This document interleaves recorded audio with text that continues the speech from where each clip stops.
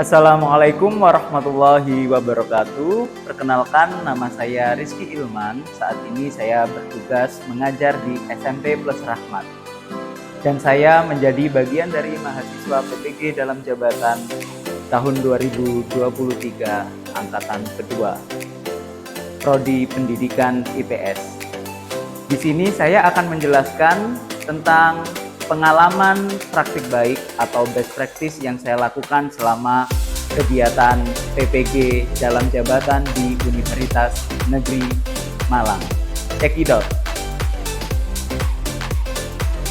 Dalam praktik baik atau best practice pembelajaran yang telah saya lakukan dalam pengalaman mengatasi permasalahan siswa, saya menggunakan metode STAR, di mana STAR merupakan situasi, tantangan, aksi, refleksi.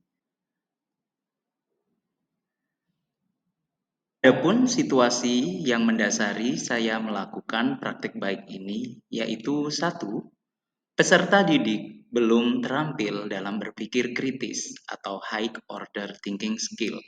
2. Peserta didik merasa nyaman dengan soal pilihan ganda tanpa mencoba soal-soal esai dengan jawaban yang terbuka.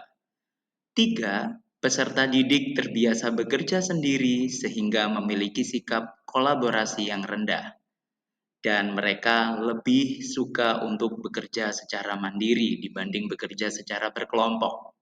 Yang keempat, peserta didik bisa menyelesaikan soal HOTS kurang dari 50%. Hal ini dapat dijelaskan dari 20 peserta didik hanya terdapat 5 siswa atau 5 peserta didik yang berhasil mengerjakan soal-soal esai dengan model high order thinking skill. Tujuan utama dari pelaksanaan best practice ini adalah 1. Meningkatkan keterampilan berpikir kritis high order thinking skill peserta didik. 2. Meningkatkan sikap kolaboratif dan kerjasama peserta didik dalam pembelajaran IPS. Adapun tantangan yang dihadapi selama pelaksanaan best practice ini atau selama pelaksanaan pembelajaran yang telah dilaksanakan yaitu 1. Pengelolaan kelas belum optimal. Hal ini ditandai dengan adanya peserta didik yang masih mengharapkan atau yang masih bergantung pada temannya ketika mereka menyelesaikan permasalahan, mencari solusi atas permasalahan, dan penyelidikan serta menyajikan hasil. 2. Membangkitkan minat literasi peserta didik saat penyelidikan. Hal ini menjadi tantangan tersendiri bagi saya selama proses pembelajaran, karena untuk mencari jawaban atas permasalahan atau solusi atas permasalahan yang telah diajukan oleh peserta didik tidak serta-merta harus didiskusikan dengan temannya, melainkan peserta didik harus mencari berbagai sumber yang relevan.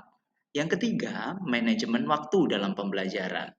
Karena PBL yang saya gunakan ini dipadukan dengan Tuesday to Stray, di mana apabila pengajar tidak memiliki manajemen waktu yang baik, ini akan menjadi tantangan tersendiri. Karena dalam durasi 80 menit harus terselesaikan dengan baik, mulai dari awal hingga penutup. Untuk memaksimalkan hasil dari aksi yang dilakukan, maka saya berkolaborasi dengan berbagai pihak. Yang pertama, guru dan rekan sejawat. Guru dan rekan sejawat di sini saya memiliki 2 sumber. Yang pertama, guru dan rekan sejawat yang ada di sekolah. Yang kedua, guru dan rekan sejawat yang ada di PPG dalam jabatan angkatan 2. Kemudian yang kedua, peserta didik. Peserta didik merupakan sasaran utama dari penyelesaian permasalahan atas best practice yang saya lakukan. Sehingga kolaborasi dengan peserta didik merupakan hal yang penting untuk mencapai keterlaksanaan pembelajaran dan terselesaikannya permasalahan yang terjadi di dalam kelas. Yang ketiga, pihak sekolah. Berikutnya untuk aksi model pembelajaran yang saya lakukan, di sini saya menggunakan model problem based learning yang saya padukan dengan 2-state 2-street, di mana tahapan dari problem based learning, peserta didik diorientasi terhadap suatu permasalahan yang ada di lingkungan sekitar. Di sini permasalahan tersebut yaitu mengenai pencemaran tanah dan air, kemudian mengorganisasi belajar peserta didik dengan membagi kelompok, kemudian penyelidikan individu dan kelompok yang dilakukan oleh masing-masing peserta didik dan dalam kelompoknya, dan yang pastinya difasilitasi oleh seorang guru. Kemudian pengembangan dan penyajian hasil. Pengembangan dan penyajian hasil di sini dilakukan untuk menuangkan ide, solusi atas permasalahan selama penyelidikan. Dan di sini juga terjadi diferensiasi konten di mana saya memanfaatkannya untuk mendiferensiasi konten yang diharapkan oleh peserta didik. Ada yang ingin menggunakan mind mapping, ada yang ingin menggunakan gambar sederhana atau tabel atau bagan. Saya serahkan sepenuhnya kepada peserta didik. Kemudian yang terakhir adalah analisis dan evaluasi proses penyelesaian masalah yang dilakukan bersama-sama oleh guru dan peserta didik di dalam kelas. Untuk penyajian hasil, di sini saya memanfaatkan atau mengcombine dengan 2-state 2-street, di mana peserta didik mempresentasikan hasilnya dengan cara bertamu dan menjaga rumah, yang masing-masing model presentasi apabila selesai bertamu mereka akan menilai hasil karya antar peserta didik yang lain dan berapa banyak informasi yang mereka peroleh ketika mereka bertamu dan mereka menerima tamu saat memberikan informasi. Refleksi hasil dan dampak. Setelah dilaksanakan aksi, ada beberapa hal yang perlu ditekankan dari hasil yang diperoleh. 1. Memadukan PBL dan 2-state 2-street sangat efektif untuk meningkatkan kemampuan berpikir kritis dan kolaboratif peserta didik. Yang kedua, penggunaan TSTS untuk meningkatkan jiwa kolaboratif dan keaktifan belajar peserta didik saat menyajikan hasil karya. Yang ketiga, strategi perpaduan dua model tersebut dalam kegiatan pembelajaran berpusat sepenuhnya pada peserta didik dalam mengatasi permasalahan yang dialami peserta didik, sehingga hasil yang diperoleh cukup efektif.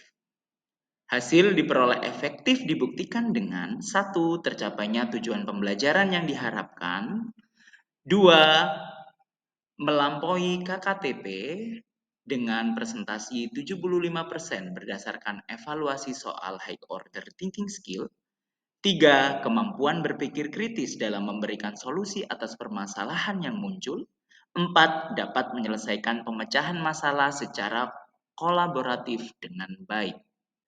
Dan dengan hasil yang diperoleh secara efektif ini diharapkan bisa memberikan inspirasi bagi rekan-rekan pengajar yang lain yang memiliki permasalahan yang sama, di mana peserta didik memiliki kemampuan high order thinking skill yang kurang terasah dan peserta didik yang memiliki jiwa kolaboratif yang rendah atau lebih ke individualisme. Nah, itulah tadi pengalaman dari praktik baik atau best practice yang telah saya laksanakan selama kegiatan PPG dalam jabatan Angkatan 2 di tahun 2023 Universitas Negeri Malang. Dan saya sangat bersyukur bisa berada di kampus tercinta Universitas Negeri Malang, karena dengan menambah ilmu dan wawasan, saya bisa mengembangkan hal-hal yang baru ketika saya mengajar. Terima kasih Universitas Negeri Malang karena telah mempertemukan saya dengan teman-teman yang baru dari berbagai daerah dari Sabang sampai Merauke. Dan pastinya saya akan melaksanakan tindak lanjut dari kegiatan ini dan saya akan mengimbaskan kegiatan ini di media sosial yang saya miliki, mengimbaskan di rekan sejawat di daerah saya termasuk dalam kegiatan MGMP.